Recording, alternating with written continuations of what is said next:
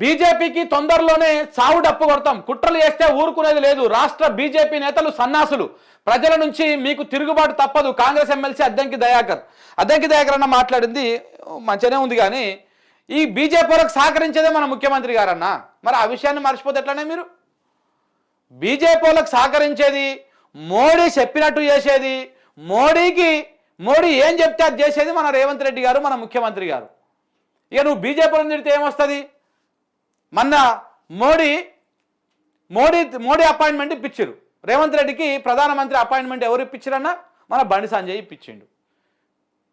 ఉన్న పలంగా వేయండి చూసినావా? ఎమ్మెల్సీ ఎన్నికలు కరెక్ట్గా 2 రోజులు ఉంటాయనగా ఆ అపాయింట్మెంట్ ఎవరు ఇప్పించారు? ఎవరు లాబింగ్ చేసిరు? బండి సంజయ్ చేస్తే అప్పటికప్పుడు రాత్రికి రాత్రి ఫిక్స్ అయిపోయి తెల్లార వరకే పోయి ఢిల్లీలో పడ్డాడు. ఒక కార్యక్రమం మధ్య నుంచే లేచిపోయి మన్నగిరే మాట్లాడండి కదా, మోడీ అంటే నాకు మంచి గౌరవం ఉంది, మోడీ అంటే నాకు అది మంచి అది అని చెప్పేసి ఇవన్నీ మొన్న కూడా మాట్లాడింది కదా, రీసెంట్గా కూడా. ఆయననే ముఖ్యమంత్రి గారే మోడీకి సపోర్ట్ చేస్తా ఉన్నాడు, మద్దతు ఇస్తా ఉన్నాడు. ఒకసారి బయట కూడా చూపిస్తాగు మీకు. నరేంద్ర మోడీ గారు అప్పుడప్పుడు చెప్తుంటారు, ఈ దేశ ప్రధానమంత్రి ఆయన అంటే నాకు గొప్ప గౌరవం, ఈ దేశాన్ని నేనే అభివృద్ధి చేసిన అంటారు. సంతోషం. ప్రధానమంత్రి 3 సార్లు అవకాశం వస్తే డెఫినెట్ గా చేస్తాను.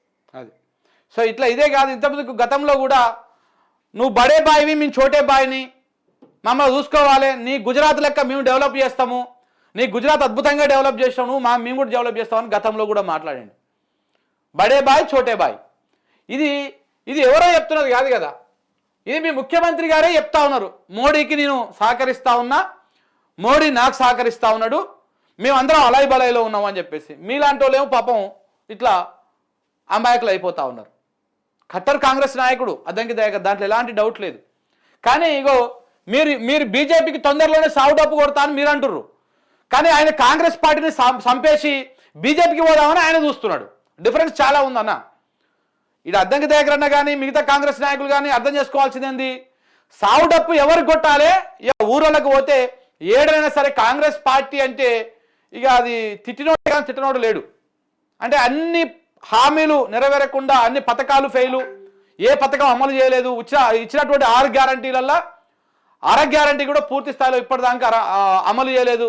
ఒక పావు గ్యారంటీ ఉచిత బస్సు తప్ప ఈ రాష్ట్రంలో అమలైనటువంటి గ్యారంటీ 100% గ్యారంటీ అనేది లేదు. ఇవన్నీ కూడా చాలా ఉన్నాయి. సో కాబట్టి కాంగ్రెస్ పార్టీలోనే ఉండి ఖతం చేసేటువంటి కార్యక్రమం విజయవంతంగా నడుస్తూ ఉంది. ఆ పని అది పసిగట్టండి మీరు ముందు. అది లేకుండా ఇట్లా ఎన్ని మాట్లాడినా వేస్ట్.